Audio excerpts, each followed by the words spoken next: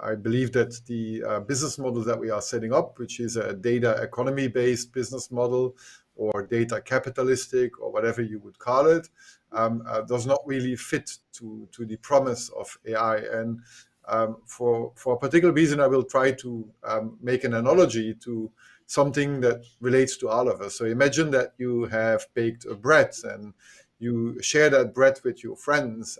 You strengthen the relationship with your friends. And you gave them something that is sustaining that friendship. Imagine you go one step behind giving or beyond giving that bread.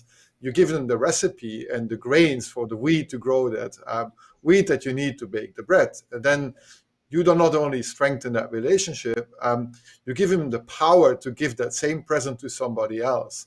Now, that sounds very trivial, but 60% of the seeds today are in ownership of 4 global companies. And these licenses of these seeds tell you that you can't share these seeds to your friends.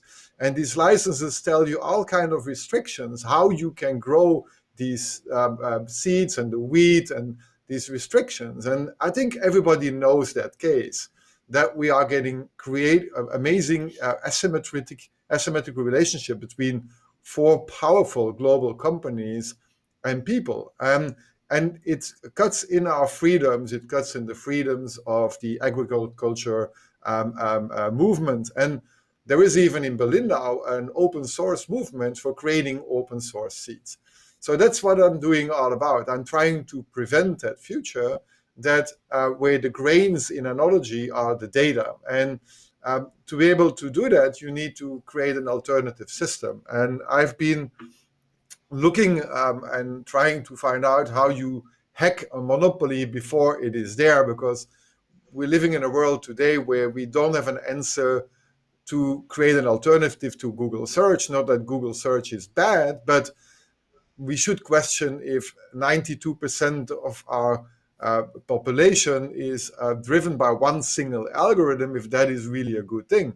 These platforms have quite a lot of power. Now with search, that is not so perhaps questionable, but we have seen that these platforms now have the power to decide on morals, to silence a president, a running president. So these platforms have a decision layer based on their morals that then decides what that end product or that service will be. So in healthcare, we need to always remind us that you called it rightfully that it's an 8.5 trillion business. But even though that the US, where it's the largest market, they spend 18% of their GDP, 20 million% of their population doesn't have really access to care. And the 1% lives 20 years longer than the poorest people. So morals in the US when it comes to healthcare are very different than the morals on healthcare when it comes to Europe, because we have defined in Article 35 that everybody should have the right to get access to healthcare.